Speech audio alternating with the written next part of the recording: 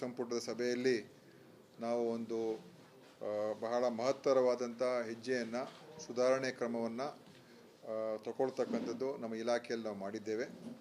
ಏನು ಮಾನ್ಯ ಮುಖ್ಯಮಂತ್ರಿಯವರು ನಮ್ಮ ಆಯವ್ಯಯ ಭಾಷಣದಲ್ಲಿ ನಾವೇನು ಒಂದು ಘೋಷಣೆ ಮಾಡಿಸಿದ್ದೋ ಏನಂತ ಹೇಳಿದ್ರೆ, ಈ ತಾಯಂದಿರ ಸಾವು ಏನಿದೆ ಅದನ್ನು ನಾವು ರಾಜ್ಯದಲ್ಲಿ ಹೆಚ್ಚು ಪ್ರಮಾಣದಲ್ಲಿ ಇಳಿಸ್ತಕ್ಕಂಥದ್ದು ನಾವು ಮಾಡಬೇಕಾಗಿದೆ ಅಂತ. ಯಾಕೆಂದರೆ ಕರ್ನಾಟಕದಲ್ಲಿ ತಾಯಂದಿರ ಮರಣ ಸೂಚ್ಯಾಂಕ ಏನಿದೆ ಅದು ದಕ್ಷಿಣ ಭಾರತ ಇತರ ರಾಜ್ಯಗಳಿಗೆ ಹೋಲಿಕೆ ಮಾಡಿದಾಗ ಅದು ತಮಿಳುನಾಡು, ಕೇರಳ, ತೆಲಂಗಾಣಗೆ ಹೋಲಿಕೆ ಮಾಡಿದಾಗ ನಮ್ಮದು ಹೆಚ್ಚೇ ಇದೆ. ಅದರಿಂದ ಇದನ್ನು ನಾವು ಇನ್ನೂ ಇಳಿಸುವಂಥ ಕೆಲಸ ಆಗಬೇಕು ಅಂತ. ಅದಕ್ಕೇ ನಾವು ತಾಯಂದಿರ ಮರಣವನ್ನು ಯಾವುದು ನಾವು ತಡೆಗಟ್ಟಿಸ್ಬೋದಾಗಿದೆ ಅದನ್ನು ಶೂನ್ಯಕ್ಕೆ ಇಳಿಸ್ಬೇಕು ಅಂತ ಒಂದು ಘೋಷಣೆ ಆಯವ್ಯಯದಲ್ಲಿ ಮಾಡಿದ್ರು. ಅದರಲ್ಲಿ ಹಲವಾರು ಅಂಶಗಳಿತ್ತು. ಅದರಲ್ಲಿ ಈಗಾಗಲೇ ಅದನ್ನೆಲ್ಲ ನಾವು ಇಂಪ್ಲಿಮೆಂಟ್ ಮಾಡ್ತಾ ಇದ್ದೀವಿ.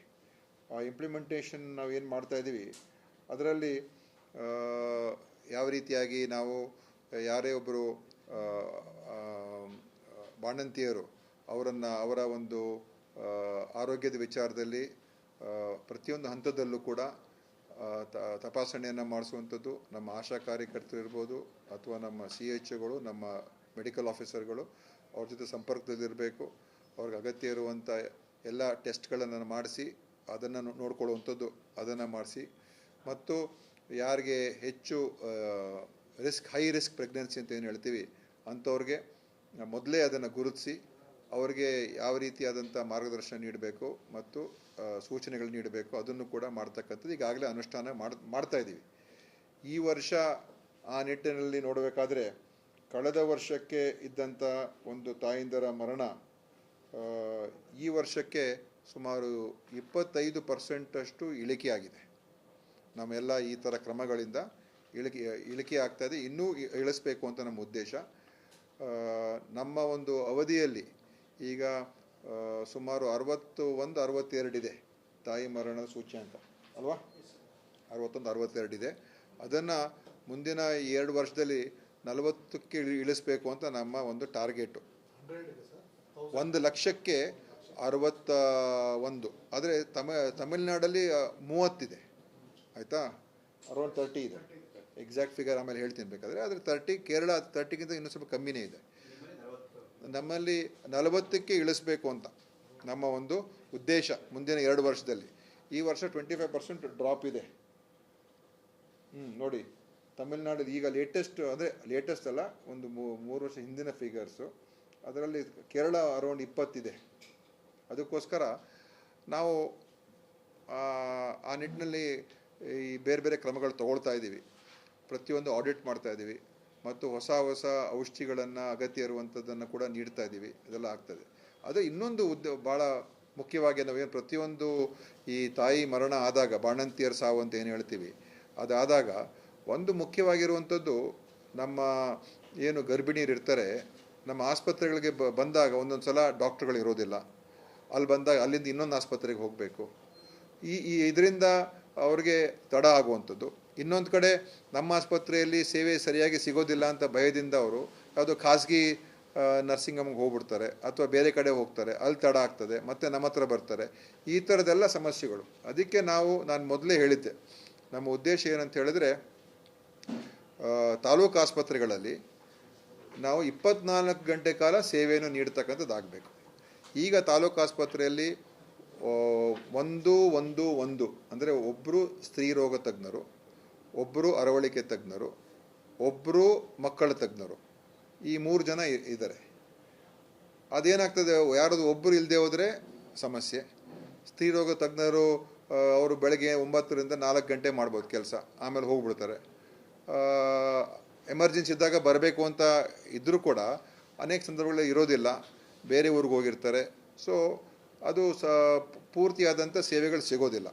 ಅದಕ್ಕೆ ನಾನು ಈಗಾಗಲೇ ಹೇಳಿದ್ದೆ, ನಾನು ಮುಖ್ಯಮಂತ್ರಿ ಜೊತೆ ಕೂಡ ಮಾತಾಡಿ, ಸರ್ ನಮ್ಮ ತಾಲೂಕು ಆಸ್ಪತ್ರೆಗಳಲ್ಲಿ ಈ ತಾಯಿಗೋಸ್ಕರ ಇರುವಂಥ ಸೇವೆ ಏನಿದೆ, ತಾಯಿ ಮಕ್ಕಳ ಸೇವೆ, ಅದು 24 ಗಂಟೆ ನಡಿಬೇಕು ಸರ್. ಎಷ್ಟೇ ಸಮಯಕ್ಕೆ ಬಂದರೂ ಕೂಡ ನಮ್ಮ ಡಾಕ್ಟರ್ಗಳು ಸಿಗಬೇಕು.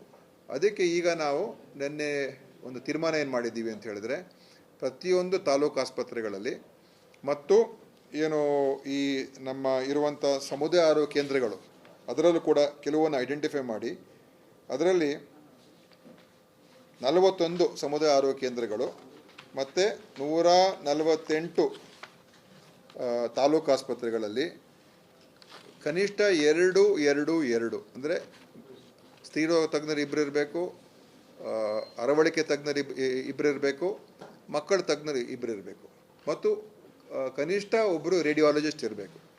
ಈ ಥರ ಮಾಡ್ತಕ್ಕಂಥದ್ದಕ್ಕೆ ನಾವೊಂದು ತೀರ್ಮಾನ ತೊಗೊಂಡಿದ್ದೀವಿ. ಇದು ನಾವು ಮಾಡ್ತಾ ಇರ್ತಕ್ಕಂಥದ್ದು ಹೇಗೆ ಅಂತ ಹೇಳಿದ್ರೆ ಇದರಲ್ಲಿ ಯಾಕಂದರೆ ಇದು ಇನ್ನೂ ಹೆಚ್ಚಿನ ಸಿಬ್ಬಂದಿ ಬೇಕಾಗುತ್ತೆ. ನಾವೇನು ಐಡೆಂಟಿಫೈ ಮಾಡಿದ್ದೀವಿ ಅಂತ ಹೇಳಿದ್ರೆ ಅನೇಕ ಈ ಸಮುದಾಯ ಆರೋಗ್ಯ ಕೇಂದ್ರಗಳಲ್ಲಿ ಅಲ್ಲಿ ಒಬ್ಬರು ಅಂದರೆ ಈ 3 ತ್ರಿವಳಿ ಈ ಏನು ತಜ್ಞ ವೈದ್ಯರಿದ್ದಾರೆ ಅವ್ರು 3 ಒಟ್ಟಿಗೆ ಇದ್ದಾಗ ಸರ್ವಿಸ್ ಚೆನ್ನಾಗಾಗ್ತದೆ. ಅವರಲ್ಲಿ ಈಗ ಸ್ತ್ರೀರೋಗನ ತಜ್ಞರಿದ್ದು ಅರವಳಿಕೆ ತಜ್ಞರು ಇಲ್ಲದೆ ಹೋದರೆ ಸರ್ವಿಸಸ್ ಎಫೆಕ್ಟ್ ಆಗ್ತದೆ. ಯಾಕಂದರೆ ಆವಾಗ ನೀವು ಸಿಸೇರಿಯನ್ ಆಪರೇಷನ್ಸ್ ಮಾಡೋಕ್ಕಾಗೋದಿಲ್ಲ, ಎಮರ್ಜೆನ್ಸಿ ಪ್ರೊಸೀಜರ್ಸ್ ಮಾಡೋಕ್ಕಾಗೋದಿಲ್ಲ. ಸೊ ಆ ಒಂದು ಕಾಂಬಿನೇಷನ್ ಇದ್ದಾಗಲೇ ಚೆನ್ನಾಗಿ ನಡೆಯತಕ್ಕಂಥದ್ದು. ನಮ್ಮಲ್ಲಿ ಸುಮಾರು ಒಟ್ಟು 271 CHCಗಳಿದೆ. ಅದರಲ್ಲಿ 230 ಅದರಲ್ಲಿ ಪರ್ಫಾರ್ಮಿಂಗ್ CHCಗಳಲ್ಲ. ಅಂದರೆ ಅಲ್ಲಿ ಸ್ತ್ರೀರೋಗ ತಜ್ಞರು ಇದ್ದರೂ ಕೂಡ ಅಥವಾ ಅರವಳಿಕೆ ತಜ್ಞರು ಇದ್ದರೂ ಕೂಡ ಅಲ್ಲಿ ಸಂಖ್ಯೆಯಲ್ಲಿ ಹೆರಿಗೆಗಳಾಗ್ತಾ ಇಲ್ಲ. ಕೆಲವು ಕಡೆ 10, ಕೆಲವು ಕಡೆ 15, 20, 25, 30. ಸೊ ಅಷ್ಟು 30ಗಿಂತ ಹೆಚ್ಚಿದ್ರೆ ನಾವು ಅದನ್ನು CHC ಅದು ಚೆನ್ನಾಗಿ ನಡೀತಾ ಇದೆ ಅಂತ ಹೇಳ್ಬೋದು. 30ಕ್ಕಿಂತ ಕಮ್ಮಿ ಇದ್ದರೆ ಅದು ಸರಿಯಾಗಿ ನಡೀತಾ ಇಲ್ಲ ಅಂತ.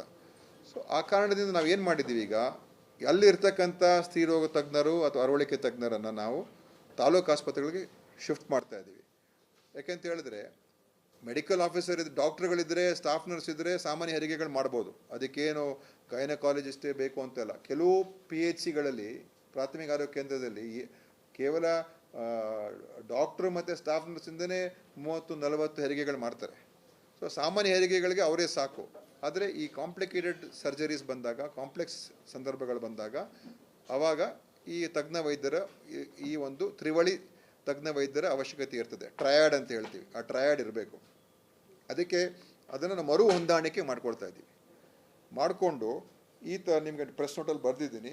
ಸೊ ಈ ಥರ ಮಾಡಿ ನಾವು 148 ತಾಲೂಕು ಆಸ್ಪತ್ರೆ ಮತ್ತು 41 CHCಗಳನ್ನು ನಾವು ಈ ಡಬಲ್ ಟ್ರಯಾಡನ್ನು ಮಾಡ್ತೀವಿ. ಈಗ ಸಿಂಗಲ್ ಟ್ರಯಾಡ್, ಡಬಲ್ ಟ್ರಯಾಡ್. ಮತ್ತು ಅವ್ರಿಗೆ ಕೆಲವು ಕಡೆ ನಮ್ಮಲ್ಲಿ ಪ್ರಾಥಮಿಕ ಆರೋಗ್ಯ ಕೇಂದ್ರಗಳಲ್ಲೆಲ್ಲ 24/7 PHCಗಳಿದೆ.